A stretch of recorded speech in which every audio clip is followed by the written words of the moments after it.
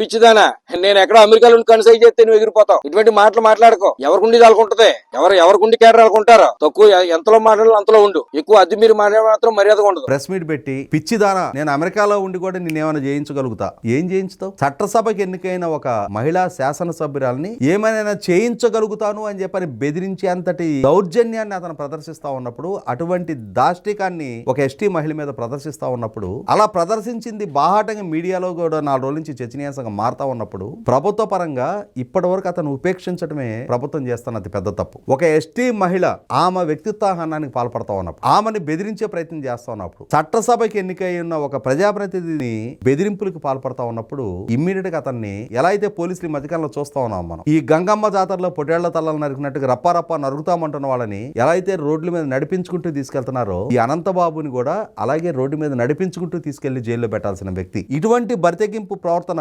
మరొకసారి ప్రవర్తించకుండా అనంతబాబుని కట్టడి చేయడం కోసం కఠినమైన చర్యలు తీసుకోవాల్సిన అవసరం ఉంది. పోలీస్ డిపార్ట్మెంట్ ద్వారా ఎలా అయితే రౌడీ షీట్ల విషయంలో హ్యాండిల్ చేస్తా ఉన్నారో, అంతకంటే కఠినంగా అనంతబాబుని కూడా హ్యాండిల్ చేసే విధంగా ప్రభుత్వ పరంగా చర్యలు తీసుకోవాలని చెప్పని డిమాండ్ చేస్తా ఉన్నాం.